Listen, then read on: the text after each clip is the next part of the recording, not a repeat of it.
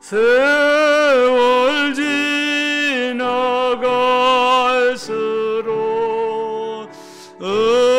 의지할 것뿐일세. 무슨 일을 당해도 예수 의지합니다. 생명의 설 동안에 예수 의지합니다. 천국 올라가도록 의지할 것뿐일세. 세월 지나갈수록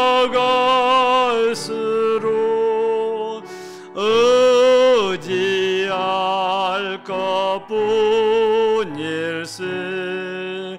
무슨 일을 당해도 예수 의지합니다. 알파 오메가 되시는 살아계신 나의 아버지 하나님, 주님의 은혜와 사랑에 감사를 드립니다. 지난 3일 동안도 눈동자와 같이 지키시고 거룩한 성전에 올라와 하나님 앞에 예배하게 하심을 감사드립니다. 태풍 가운데, 장마 가운데 우리 성도들의 비참한 발걸음들을 하나님께서 재촉하여 주시옵소서. 아버지 하나님, 게으르고 나태한 게 아니라 주의 전을 향한 발걸음들이 기쁨이요 소망이 되어줄 수 있도록 하나님께서 인도하여 주시옵소서.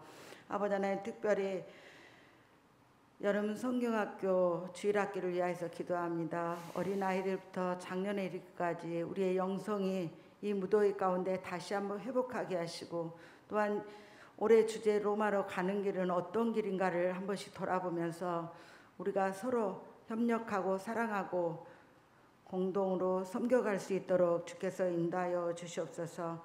아버지 하나님, 특별히 금당 주일교회 이곳에 세우시고 아름다운 성전을 이루어 주셨사오니 이것을 통해서 많은 영혼들이 구원받는 구원의 방주의 역할을 잘 감당하게 하시고, 또 우리 각 성도들이 한 심령들이 많은 영혼들을 전도하며 그 영혼들을 세워갈 수 있는 믿음의 귀한 분량을 가질 수 있도록 주께서 인도하여 주시옵소서. 특별히 아버지 하나님, 세우신 목사님을 통하여서 말씀을 드릴 때에 우리의 마음이 아름다운 마음들이 되고, 또한 옥토가 되어서 귀한 말씀을 잘 받고 그 씨앗들이 우리 마음 가운데 잘 자라서 무성한 열매를 맺어가며 기쁨의 소망을 이루어갈 수 있도록 주께서 역사하여 주시옵소서.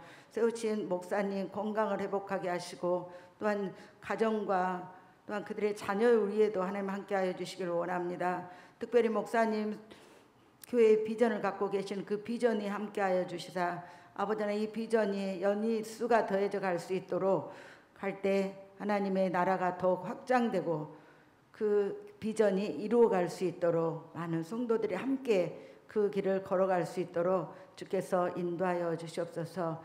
우리 하나님, 이곳에 세우신 뜻을 따라서 성도들의 각 심령들이 새롭게 변화되고 세워져 가서 하나님 나라에 모두 이르러 기쁨의 찬양을 부를 수 있는 그날을 기대합니다. 아버지 하나님, 사회적으로 여러 가지 문제가 있고 어렵지만 그 가운데서도 우리를 예배하는 데 세우게 하시고 그 가운데 우리를 구별하여 주셨사오니 이 은혜를 감사드리며 늘 하나님 앞에 반듯하게 서 있는 우리 모든 금당지엘교회 식구들이 되게 하시고, 육신의 연약함을 이겨내고 강건함으로 바꿔갈 수 있는 귀하고 복된 재단이 되게 하여 주시옵소서. 우리를 죄에서 구원하신 예수 그리스도의 이름으로 기도합니다. 아멘. 아멘.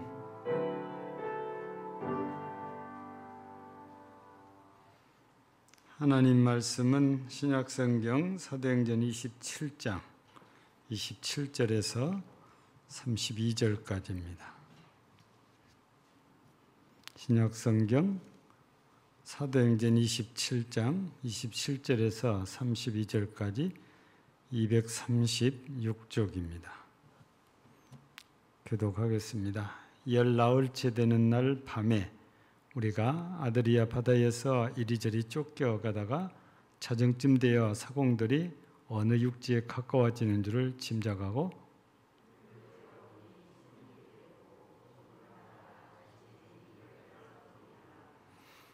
암초에 걸릴까 하여 고물로 탑 넷을 내리고 날이 새기를 고대하니라.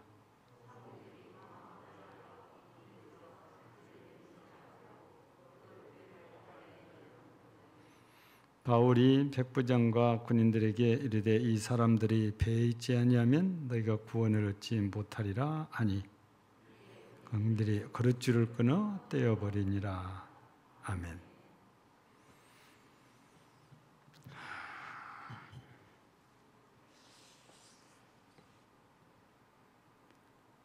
하나님, 우리는 그냥 하나님이라고도 부르지만 앞에 수식어를 붙여서 우리가 어떤 하나님 이렇게 부르잖아요.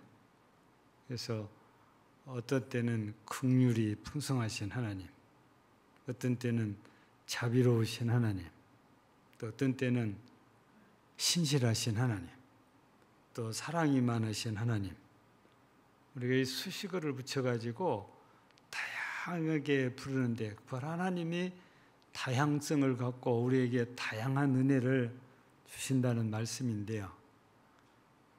우리가 신실하신 하나님이라고 했을 때 하나님은 변치 않으신다는 것이잖아요. 그래서 우리가 성경을 보면 신명기의 7장 9절에서 여호와는 하나님이시여 신실하신 하나님이시다. 또 이사야서 49장 7절에서는 이스라엘의 거룩하신 하나님이 신실하신 여호와 그가 너를 택하였다. 이 신실하신 여호와께서 이스라엘을 택해 주셨다는 것입니다. 우리 신약 성경에도 직접 신실하시다 이렇게 표현은 안 하지만 우리 요한일서 1장 9절에 보면 하나님은 미쁘시사 그래요. 이 미쁘단 말이 신실하단 말이라고 그래요.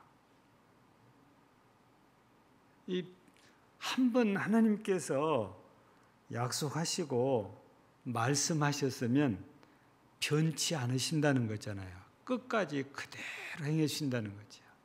그래서 우리가 하나님을 신실하시다고 하고 또 성경에서는 하나님은 실언치 아니하신다. 한 번 약속하시면 꼭 지키시기 때문에 실언치 아니하신다. 또 실수가 없으시고 차후가 없으시고 그래서 한 번 하나님의 입에서 말씀이 딱 우리에게 떨어지면 그 말씀은 꼭 이루어진다는 것입니다. 바로 그런 하나님께서 우리 지난번에 말씀을 살펴보니까 바울에게 밤에 나타나셔서 사자들 보내가지고 이 배 안에 있는 모든 사람들의 생명을 너에게 맡겨주마 하면서 아무도 죽지 않을 것을 말씀해 주셨잖아요. 그래서 이 사실을 이들에게 얘기하면서 이제는 먹고 힘을 내자. 소망을 갖고 힘을 내자. 그래서 모두들 희망을 가진 것 같아요. 근데 바울 사도가 이렇게 하나님께서 주신 메시지를 전달할 때 곧바로 바다가 잔잔해지고 바로 육지가 나타나고 그랬으면 아마 별 문제가 없었을 수도 있어요. 근데 성경을 보면 그렇지 않은 것 같아요. 오늘 말씀을 보면은 이제 오늘 나타난 말씀이 열 나흘째 되는 날 밤 이렇게 소개가 이제 되어졌잖아요. 그 실은 우리가 이 성경을 보면은 이 14일 동안 구원의 여망이 없었다 이렇게 되어져 있거든요. 근데 바울 사도에게 하나님께서 나타나실 때는 언제쯤 됐을까요? 19절을 보면은 사흘째 되는 날에 배의 기구를 그들의 손으로 내어버리니라. 여러 날 동안 해도 별도 보이지 않았다. 그러니까 사흘째 된 날 배 안의 기구들을 이미 화물도 다 버리고 어떻게든 살아보려고 애를 쌓았는데 그거 버리고도 여러 날이 지났다 이렇게 되어 있습니다. 그런데 바로 이 여러 날이 지난 다음에 하나님께서 바울에게 사자들을 보내셔서 말씀을 이렇게 주신 거잖아요. 그래서 23절에 보면 내가 속한 바 곧 내가 섬기는 하나님의 사자가 어젯밤에 내 곁에 서서 말하되 바울아 두려워하지 말라. 네가 가이사 앞에 서야겠고 또 하나님께서 너와 함께 항의하는 자를 다 내게 주셨다 하였으니. 그래서 바울 사도는 확신하는 거지요. 아, 우리가 아무도 죽지는 않겠구나. 그래서 이 25절에 보면 그러므로 여러분이요 안심하라. 나는 내게 말씀하신 그대로 되리라고 하나님을 믿느라. 그러면서 그런즉 우리가 반드시 한 사음에 걸리리라 했는데 바로 이 말씀대로 며칠인지는 정확히 나타나지 않지만 열 나흘째 되는 날에 이 한 섬에 지금 가까워져 온 거예요. 이거를 누가 알았냐? 사공들이 안 겁니다. 그래서 사공들이 이 사실을 알고 뭐 하기를 시작합니까? 물길을 재기 시작을 해요. 아, 물의 깊이가 어느 정도인지 계속 이렇게 재다가 15길이 되었을 때 아, 이 자칫하면 암초에 걸리겠다. 이런 걱정을 이렇게 하게 된 것으로 보여지잖아요. 이 29절에 보면 암초에 걸릴까요? 고물로 닷넷을 내리고 날이 새기를 고대하니. 예. 그러니까 더 이상 가다가 암초에 부딪히면은 배가 파산하잖아요. 그래서 그 자리에서 배를 멈추게 더 이상 가지 않게 하려고 닷을 내리고 기다린 거죠. 날이 새기를.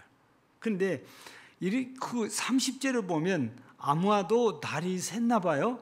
사공들이 도망하고자 하여 이물에서 닷을 내리는 채하고 거룻배를 바다에 내려놨다. 이 거룻배가 뭡니까? 좀 어렵게 이렇게 써놨는데 우리들이 더 쉽게 이해하는 말은 구명정이라고 할 수가 있어요. 또 우리가 또 다른 말로는 종선이라고도 그래요. 예. 여러분들이 이제 배를 타고 섬해를 왔다 갔다 해보면은 그런 경우도 있어요. 종선이 있을 수 있어요. 어떤 그 항구는 큰 배가 바로 갔다가 될 수도 있지만 어떤 지역은 그게 안 돼서 어느 정도 거리에 배가 딱 정지하면은 작은 배가 와서 승객들을 싣고 들어갑니다. 이걸 종선이라고 그래요. 이게 심부름하는 배인 거거든요. 여기 지금 거룻배가 이런 일로도 쓰이고 구명을 할 때도 쓰여지고 다용도로 쓰여지는 배가 이 거룻배거든요. 지금도 큰 배는 이 구명정을 법적으로 싣고 다닐 수 있도록 법이 정해져 있어요. 그래서 만약의 경우가 발생을 하면 이 구명정을 띄워서 최대한 승객들을 거기다 태워가지고 나갈 수 있도록 해주잖아요. 근데 우리가 좀 떠올리면 별로 은혜는 안 되지만 벌써 여러 해가 지났잖아요. 우리 전라남도 진도 앞바다에서 세월호가 침몰했었잖아요. 근데 이때 왜 선원들이 전부 다 구속이 됐죠? 왜 선원들이 구속됐습니까? 이 사람들하고 똑같아요. 자기들 살겠다고 도망치려고 하는 것 때문에 다 구속된 거예요. 뭐 선장은 빤스만 입고 막 도망치다 그러잖아요. 그때 당시에 보면 선원들은 자기들은 죽어도 승객들을 살려야 되는 것이 선원들의 사명이잖아요. 근데 세월호의 선원들은 그렇지가 않았어요. 근데 아마 선장이 그렇게 명령을 내린 것으로 보여지거든요. 선원들이 남아 있어야 끝까지 배를 컨트롤해주고 그 침몰하기 전에 승객들을 피신시킬 수 있는 거잖아요. 근데 여기 보면은 30절에 사공들이 도망하고자 하여 이물에서 닷을 내리는 제하고 거룻배를 바다에 내려놓은 거예요. 이걸 누가 봤어요? 바울 사도가 본 거예요. 그래서 바울 사도가 백부장에게 얘기를 하는 겁니다. 그랬더니 백부장이 지시를 하니까 군인들이 그 배를 달아내는데 줄을 끊어버린 거지. 그래서 사공들이 자기들의 뜻대로 도망가지 못하게 한 거지. 그러면서 바울 사도가 하는 말이 있잖아요. 31절 끝에 보면은 이 사람들이 배에 있지 아니하면 너희가 구원을 얻지 못하리라. 이 배를 끝까지 컨트롤 해줘야 이 배 안에 있는 사람들이 무사히 육지까지 갈 수 있다고 말이죠. 차례차례. 근데 제가 이런 얘기 했잖아요. 하나님은 신실하이다 변함없이다. 한 번 하신 말씀은 꼭 지킨다 해서 실수가 없고 실언치 아니하시는 그런 하나님이시라고 그랬잖아요. 우리는 오늘 저녁에 바로 이 도망가려고 선원들이 자기들만 살겠다고 도망가려고 거룻발을 내릴 때 바울 사도가 이걸 발견하고 백부장에게 얘기하고 백부장은 군인들에게 얘기하고 군인들은 거룻배줄을 끊어서 이 사공들이 가지 못하게 해버리는 오늘 내용이 그 내용입니다. 오늘 우리는 여기 이 사공들을 우리가 보면서 우리가 말씀을 잠깐 나누면은 그래요. 왜 사공들이 자기들만 타고 나가려고 했을까요? 우리는 쉽게 생각하면 살겠다고 그런 거잖아요. 근데 우리는 그냥 이 사공들이 단순하게 살겠다 그렇게만 우리가 생각할 일이 아니고 우리는 신앙적인 측면에서 우리가 생각해 보면 첫째가 뭐가 있냐면 만약에 이 사공들이 바울 사도가 며칠 전에 얘기한 대로 이제 안심하라 하면서 아무도 생명에는 지장이 없으니까 이제는 먹고 마셔라. 하나님, 내가 섬기는 하나님께서 말씀하셨으니까 나는 그거를 믿는다. 그러면 이 배 안에 탄 승객들이나 사공들이 이걸 믿어야 되는데 아마 처음에는 믿었을 것 같아요. 뒤에 이런 걸 보면. 근데 며칠이 지나도 상황이 안 바뀌거든요. 그러니까 이 사공들이 이대로 가다간 진짜 우리도 죽겠다 했던 것 같아요. 이게 무슨 말씀이냐면 바울 사도를 통해서 하나님께서 주시는 말씀을 약속을 못 믿은 거예요. 그래서 우리가 여기서 첫 번째 생각할 수 있는 것이 선원들이 왜 자기들만 살겠다고 이런 행동을 취했을까 했을 때 불신 때문에 그렇다. 하나님의 말씀에 대한 믿음이 상실됐어요. 여러분, 우리가 인간적으로 생각을 해보면은 좀 전에 말씀드린 것처럼 이해도 돼요. 며칠 동안 기다려 봤어요. 바울 사도의 말을 듣고. 근데 상황이 안 좋아지잖아요. 근데 육지는 지금 가까워졌어요. 그러니까 우리라도 살자 해서 선원들이 약속이 난 듯이 거룻배 띄우고 자기들만 가려고 한 것인데 이게 바로 하나님은 신실하신 분인데 하나님은 실언치 않으신 분인데 하나님은 절대 실수가 없으신 분이신데 그 하나님, 그리고 그 하나님의 약속을, 그 하나님 말씀을 믿지 못해서 이런 행동을 취하게 된 것입니다. 여러분, 사람들이 많은 경우가 그래요. 어쩌면 우리 그리스도인들이 그런 모습을 보일 때가 더 많을 수 있어요. 내가 기도하고 기다려 봐요. 내 생각에 한 일주일 기다리면 하나님께서 뭔가 나한테 주시겠지? 증표를? 근데 열흘이 지내도 아무런 증표가 없어요. 그러니까 하나님께서 좀 더 기다리라고 하신가 보다. 며칠을 더 기다려봐요. 그래도 안 돼요. 그러면 그때부터 믿음이 변하기 시작해요. 변해요. 하나님께서 나의 기도를 안 들어주신가 보다. 이런 생각을 하기 시작하고, 그래서 자기가 생각하고 자기가 계획한 바대로 행동을 하기 시작을 해요. 무슨 말씀이냐면, 우리가 믿음으로 기도하면 주실 줄로 믿으라고 그러는데 그걸 기다리지를 못하는데 조금 기다리다가 포기를 해요. 끝까지 기다려야 되는데 끝까지 기다리질 않아요. 다 아시는 대로 제가 수치를 했으니까 요즘 뮬러라는 목사님이 왜 그렇게 기도응답을 많이 받았냐 질문을 쓸 때 그분의 답변이 뭡니까? 주실 때까지 기도했고 주실 때까지 기다렸다는 겁니다. 주실 때까지 기다리고 주실 때까지 기도했으니까 그러니까 받았다는 거예요.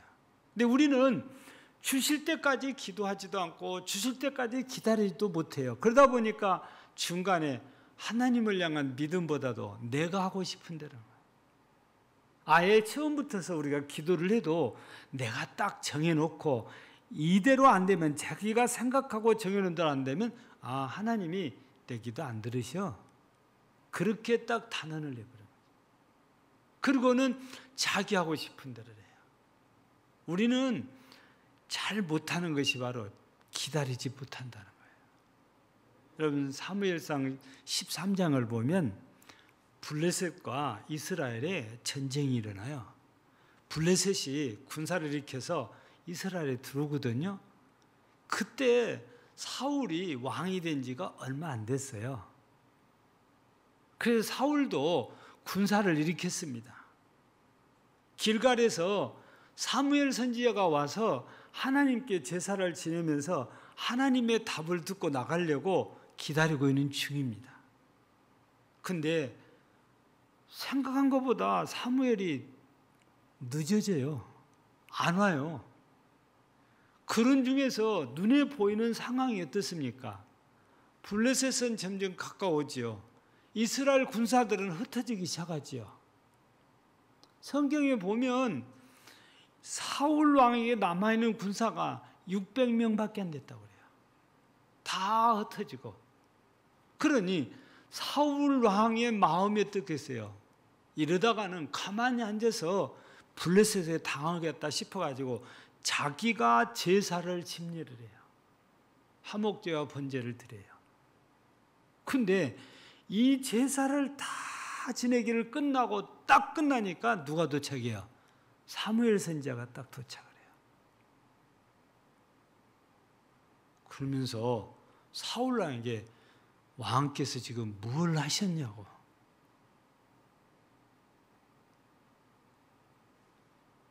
선지자께서 안 오셔서 내가 대신 제사를 지내라고 이렇게 꾸짖잖아요. 사울이 조금만 더 기다렸더라면 될 뻔했는데 그 조금을 못 기다린 거예요. 우리도 마찬가지예요. 기도하고 좀 더 기다리면 하나님이 주실 수 있는 것일 수도 있는 건데 우리가 그걸 끝까지 못 기다려요. 왜? 불신이에요. 못 믿으니까.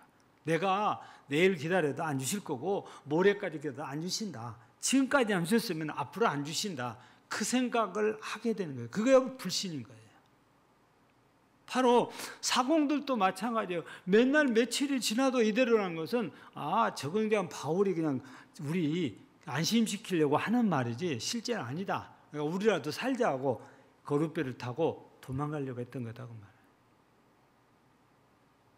여러분, 이렇게 하나님의 약속을 믿지 못하고 불신의 사람들이 되는 경우들이 우리가 생각하고 있는 것보다 더 많아요. 믿음에서 떠납니다.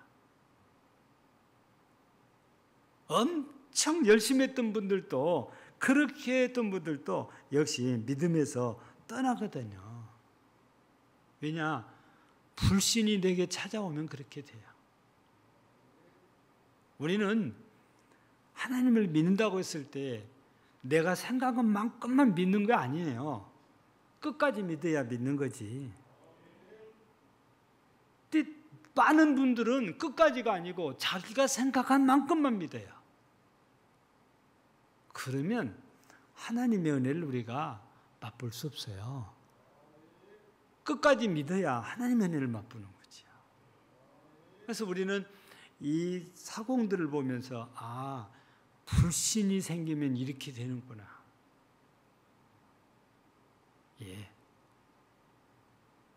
여러분, 우리가 사람들은 어쩌다가 불신할 수도 있어도 하나님에 대해서만큼은 우리가 불신을 하면 안 돼요.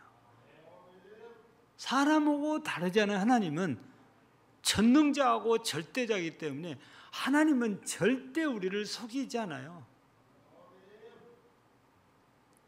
믿는 사람에게 절대 실망시키지 않아요. 그래서 우리는 어떤 경우 어떤 상황이 돼도 하나님만큼은 끝까지 믿어야 된다는 겁니다. 그리고 두 번째, 이 사공들이 왜 이렇게 했을까? 그냥 우리가 살기 위해서 그랬다는데 그 살기 위함이 나만 살다 그 말이에요. 이걸 우리가 뭐라고 바꿀 수 있냐? 이기주의. 자기 이기주의예요. 나만 배부르면 되고 나만 잘 되면 되고 나만 살면 된다고 말이에요. 예. 전에도 얘기했잖아요. 여러분들이 다 아시는 얘기. 나만 돈을 벌면 되니까 이걸 먹고 내 동족이, 내 형제들이 죽거나 말거나 병이 들거나 말거나 나만 돈을 벌면 된다니까 꽃게 속에 납을 넣고 조기 속에 납을 넣고 그런 거 아닙니까? 그래가지고 꽁꽁 얼려버리니까 겉에서는 모르잖아요. 저울에 달면 무게가 나니까 이건 무게를 갖고 돈을 따지니까 나만 돈을 벌면 돼요. 우리 국민들의 건강에는 별로 관여치 않아요.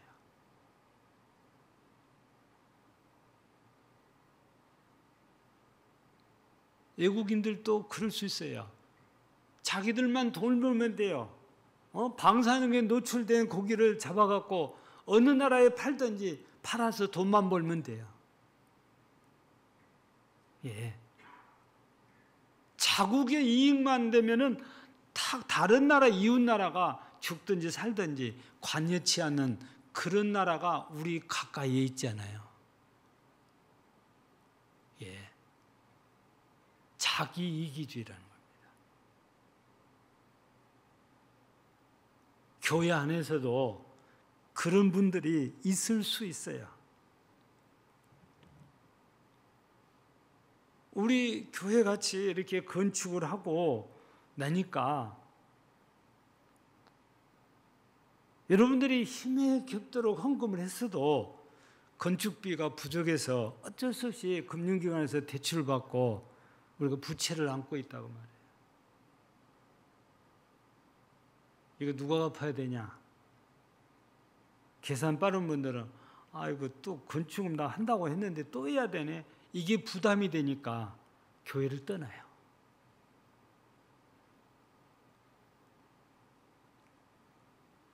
여러분, 자기 이기주의에 빠지면 그렇게 될 수도 있어요.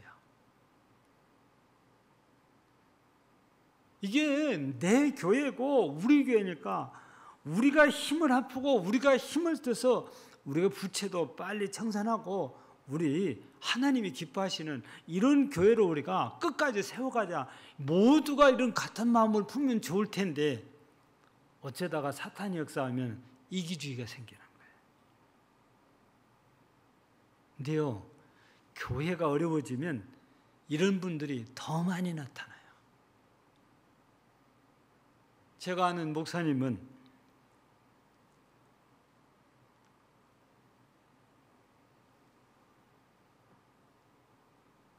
한 2,000명 정도 수용할 수 있는 예배당을 100억에 사갖고 들어갔어요. 서울이니까 얼마나 비싸겠어요. 근데 접촉이 와가지고 정말 기도를 많이 했대요. 근데 거기서 보니까 두 부류로 다 나눠져요. 목사님, 우리가 건축을 여기다 더 들어갑니다.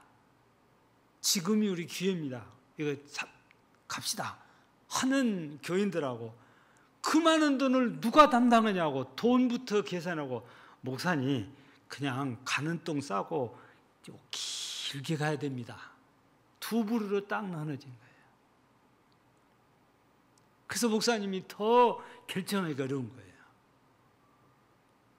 그래서 장로님들을 부르다 놓고, 장로님들 갑시다.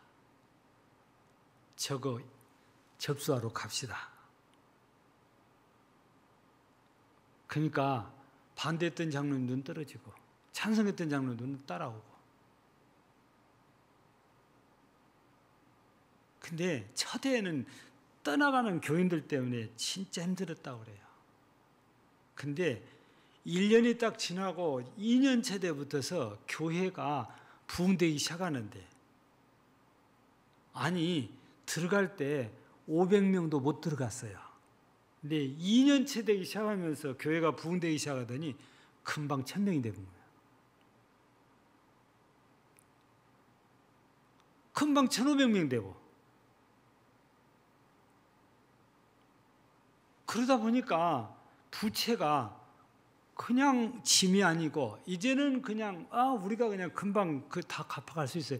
자신감이 딱 들면서 교회는 안정이 딱 돼버린 거예요. 그분은 이쪽 지역에도 부흥회도 다녀가셨고, 그분은 이 백석대학 대학원에서 실천대학 원장입니다. 그래서 이제 여기 이쪽 동네 부흥회를 다녀가셨기 때문에 제가 아는 분이에요. 우리 건축하기 전에도 실은 새순교회를 사라고 연락이 왔어요. 근데 저 새순교회를 25억에 사라고 연락이 왔는데 여러 가지 생각을 했어요. 그 중에 첫 번째가 교통사정입니다. 근데 진입이 너무 불편해. 들고 날기가 너무 불편한 거야. 거기에다가 주차장이 딱 주차 30대. 제가 가서 다 세봤어요. 주차 30대밖에 못 하더라고요. 그래서 주차장을 또 확보를 하려면 그 앞에 땅을 사는데 그 앞에 땅이 얼마나 비쌉니까? 그래서 여기도 오려면 30억이 훨씬 더 들어가야 되겠구나. 계산이 그렇게 나왔어요. 근데 또 내가 장로님들 가운데는 내가 한두 분은 살짝 이렇게 언급을 해봤더니 아니에요. 그냥 우리가 원하는 예배당을 지는 게 좋습니다. 그런 분도 계세요. 근데 지금 무슨 수양관이라고 이렇게 대에 붙었는데 지금 베일이 쌓여서 지금 뭐 하는 곳인지를 아무도 몰라요. 제일 걱정한 게 이단이 눈에 불을 쓰고 교회 예배당만 나오면 살라고 그러니까 이단에 안 팔리기를 참 많이 기도를 했죠. 우리가 안 샀으니까. 그때 당시는 우리 외에는 살만한 힘 있는 교회가 우리 교단에는 없었어요. 그럼 우리도 현금을 들고 있는 것도 아니고 이걸 팔아야 되는데 이게 우리가 생각한 대로 금방 딱 팔리는 것도 아니거든요. 그래서 막상 그걸 접수하기는 쉽지가 않았어요. 예.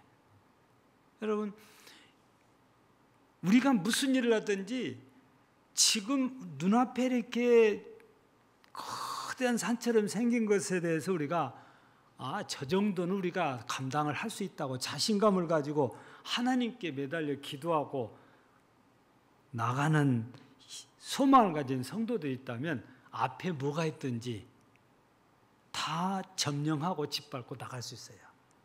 근데 뒤에서 땡기는 사람들이 생기면 쉽지 않아요. 앞으로 가려고 해도 뒤에 땡기니까. 땡기고 또 끌고 가야 되고 그러니 힘이 2배, 3배로 들어가기 때문에 엄청 어렵게 되죠.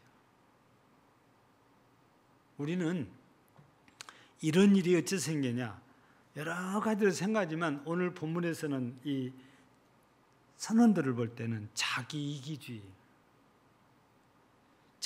이기주의가 하려면 계산을 하게 돼요. 어떻게 하는 것이 나한테 이익이 될 거냐. 이분들은 하나님을 잘 믿지 않는 사람들이거든요. 그러니까 순수하게 자기 이기주의만 빠져요. 근데 우리 그리스도인들이 그렇다면 앞에서 말한 대로 하나님을 믿지 못하는 불신앙인 거예요. 예. 여러분, 정말 성도다운 성도는 어떤 성도냐? 나보다도 우리 교회를 생각하는 성도.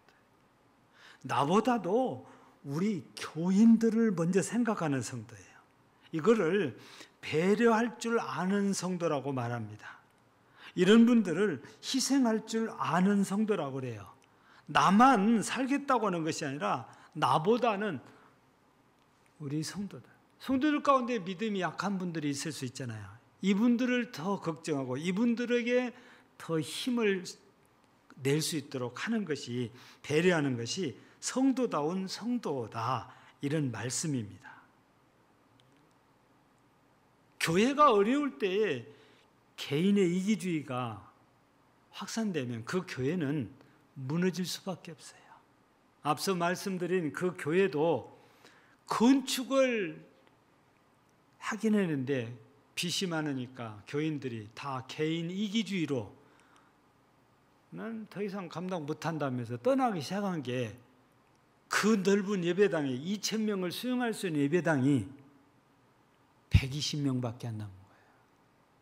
그래서 더 이상 감당이 안 돼서 경매에 들어가니까 그냥 차라리 교회가 인수할 때 있으면 주는 게 좋겠다 싶어서 교회와 교회끼리 계약을 해서 그냥 들어오고 나가고 그런 거지.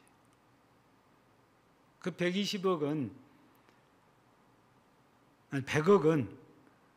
뭐 다 챙겨서 주는 것도 아니고 안고, 빚이니까 그걸 안고 사고, 목사님 먹고 살아야 되잖아요. 나가는 목사님 은퇴를 해야 되니까 이제 상황에서 먹고 살 수 있는 돈 좀 드리고 그냥 실은 빚을 안고 그냥 들어온 거거든요. 근데 100억이다 그러니까 이 100억이라는 숫자만 생각을 하고 믿음이 약한 분들은 다 놀란 거거든요. 교회는 그런 것 같아요. 성도들이 변함없이 의무만 감당하면 시간이 좀 걸릴지라도 부채는 자연스럽게 갚아져 간다고 봐요. 성도들이 자기 의무만 감당해 주면. 근데 내가 헌금을 특별히 또 해야 된다는 이 부담감을 가지니까 이상한 생각이 들어요. 불신이 찾아와요. 이기주의가 발생을 해요. 근데 교회는 교인들이 그냥 평소에 하던 대로 그대로만 딱 해주면은 시간 가면 부채 상환 돼요. 더딜지라도. 그래서 우리 교회도 3년, 우리 그걸 3년째 됐잖아요.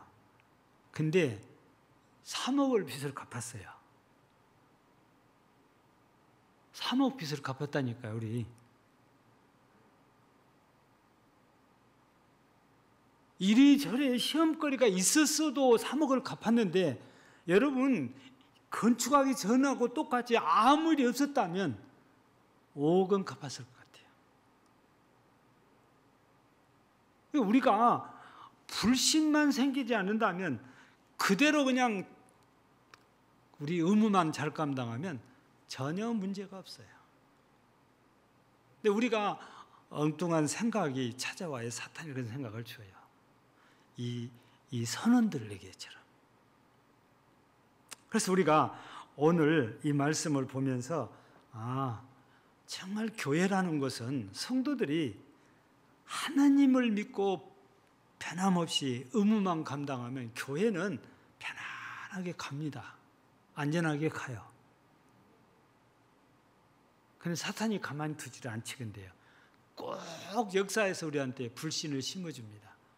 불안감을 조성을 합니다.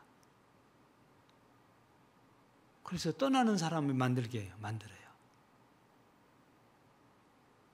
여러분, 하나님께서 역사하고 계신다는 걸 믿는다면 우리는 그냥 평소에 하던 대로만 잘하면 아무런 문제 없어요.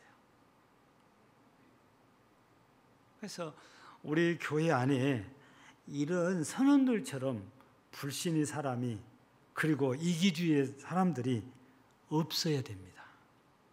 모두가 하나님을 믿어야 되고 절대적으로 믿어야 돼요. 그리고 내 이기주의보다는 교회와 우리 함께 있는 성도들을, 나보다 믿음이 약한 성도들을 늘 생각하고 배려해주고 내가 희생해 준다면 이 교회는 더 은혜롭고 더 평안하고 더 복되고 더 부흥하고 더 성장해서 정말 하나님이 기뻐하시는 교회가 틀림없이 되어집니다. 여러분 모두 절대 오늘 저녁에 보여지는 이 선원들처럼 되면 안 됩니다. 바울 사도처럼 하나님이 말씀하신 것을 끝까지 믿고 나가는, 그래서 교회 안에서 헌신하고 교회 안에서 희생하고 교회 안에서 충성하고 교회 안에서 성도들을 우리가 피차 사랑하면 머지않아서 정말 우리가 생각한 것보다도 더 좋은 교회로 하나님께 영광을 돌리게 될 줄로 믿습니다. 이 일에 우리 모두가 같은 마음, 같은 뜻, 같은 말, 같은 비전을 품고 끝까지 함께하는 귀한 성도들이 되어지기를 주의 이름으로 축복합니다. 하나님 아버지 감사합니다. 우리 하나님께서 여기까지 도우심을 감사드립니다. 그리고 끝까지 믿음을 갖고 함께한 우리 성도들 하나님께서 기억하시고 더 많이 사랑하시고 더 크신 은혜를 주옵소서.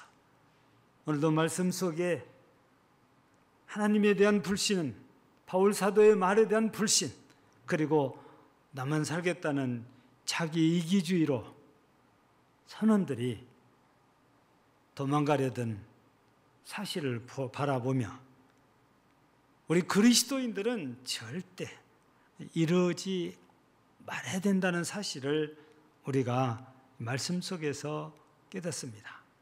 우리는 하나님을 믿되 끝까지 믿어서 하나님의 은혜를 체험하게 하시고 내 이기주보다는 교회의 이기주, 교회의 이익을, 또 우리 같은 교우들, 나보다 믿음이 약한 자들의 유익을 위해서 우리 모두가 서로 희생하고 헌신함으로 말미암아 교회가 하나님이 기뻐하시는 아름다운 교회로 세워져서 우리 하나님께는 영광이 되고 우리 금당절 교회가 하나님의 은혜가 더욱 넘치는 이런 복된 교회 되게 하시고 복된 성도 되게 하여 주옵소서.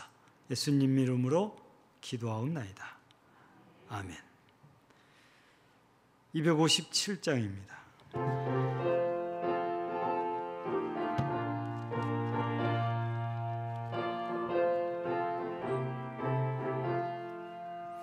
마음에 가득한 의심을 깨치고 지극히 화평한 마음으로 찬송을 부르는 어린 양 예수의 피로 속죄함 얻었네.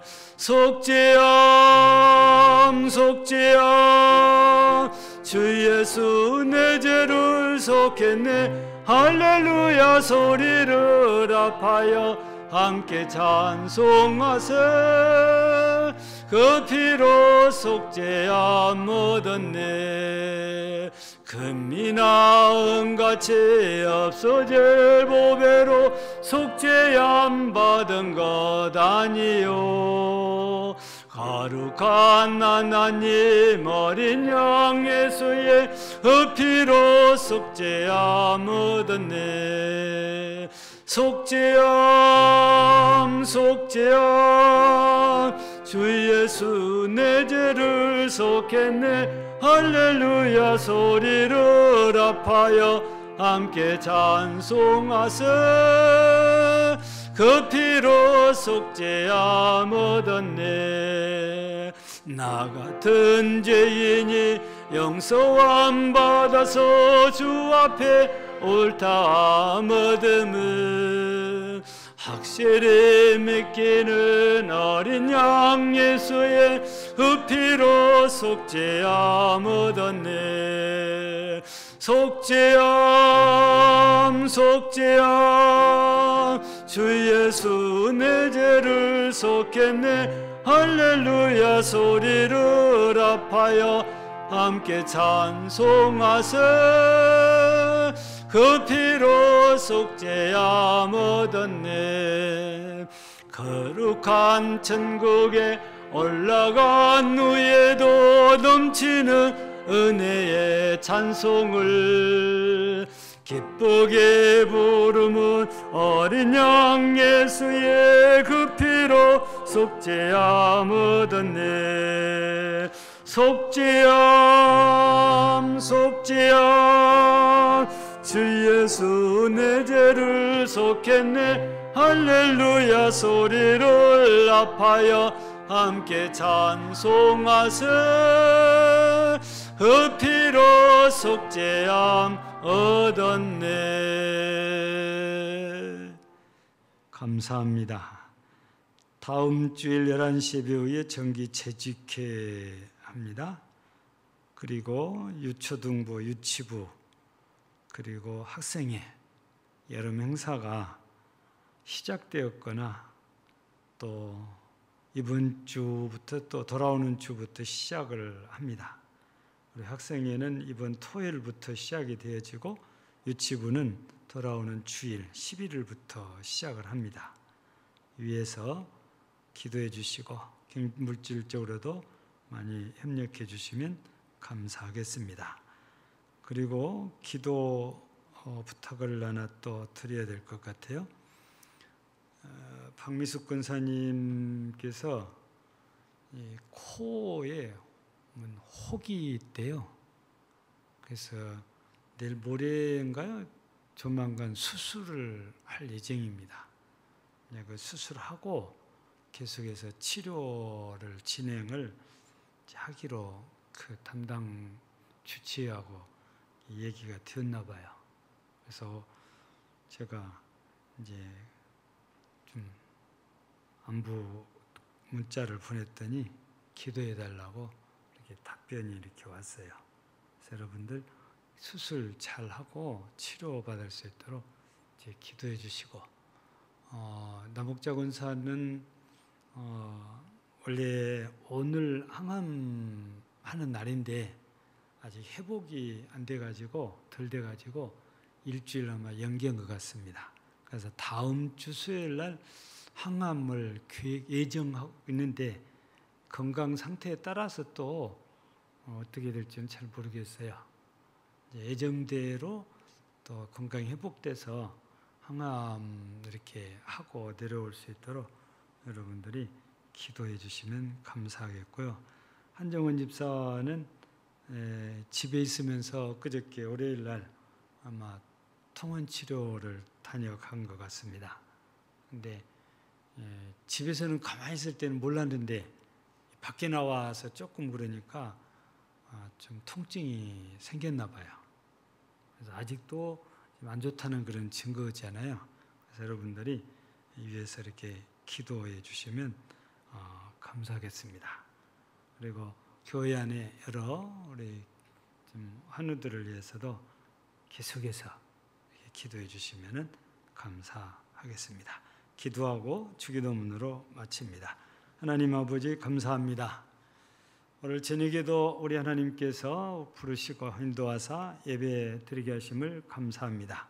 영광 받으시고 모두에게 은혜를 더하여 주시고 하나님 마음에 가정에 또 직장과 사업에 그리고 자녀들 어디 있든지 자녀들에게 크신 은혜를 주시오며 질곡 가운데는 성도들에게 은혜를 주시되 수술을 앞두고 있는 박미숙 권사에게 은혜를 더하시고 아직도 회복이 완전히 되지 않는 남옥자 권사에게도 은혜를 더하사 속히 회복하여 예정대로 항암 치료를 받을 수 있게 하시고 아직도 통증에서 벗어나지 못한 한정원 집사가 하루속히 일어나 걸을 수 있도록 하나님께서 놀라운 능력으로 역사하시고 은혜를 베풀어 주시오며 질곡 가운데는 우리 모든 성도들을 하나님께서 기억하시고 그 성도들, 우리 성도들의 가족들까지 기억하사 모두가 다 예수 안에서 건강하고 평안하게 우리 하나님을 섬길 수 있도록 역사에 주시옵소서. 장마비가 계속 내리고 있습니다. 피해 없도록 하나님께서 우리 모든 성도들을 가정과 모든 생업을 지켜주시기를 합니다. 코로나 확진자가 급격히 늘어나서 모두가 걱정하고 있지만 우리 하나님께서 꼭 지켜주시고 우리 모든 성도들 건강하게 하여 주시기를 기도합니다. 오늘 또 돌아가는 발걸음에도 우리 주께서 은혜 주시기를 간절히 기도합니다. 이제 교회가 섬기는 미자리 교회들과 기관들이 그리고 선교사와 선교지에도 하나님 크신 은혜 주시기를 기도하며 오늘도 맥주 감사금을 드려 하나님께 영광을 돌리는 사랑하는 가정이 큰 은혜와 복으로 함께 하옵소서. 우리 구주 예수님 이름으로 축복하며 기도하옵나이다. 아멘. 하늘에 계신 우리 아버지여 이름이 거룩히 여김을 받으시오며 나라에 임하옵시며 뜻이 하늘에서 이루어진 것 같이 땅에서도 이루어지이다. 오늘날 우리에게 일용할 양식을 주옵시고 우리가 우리에게 죄 지은 자를 사하여 준 것 같이 우리 죄를 사하여 주옵시고 우리를 시험에 들게 하지 마옵시고 다만 악에서 구하옵소서. 나라와 권세와 영광이 아버지께 영원히 쌓옵나이다.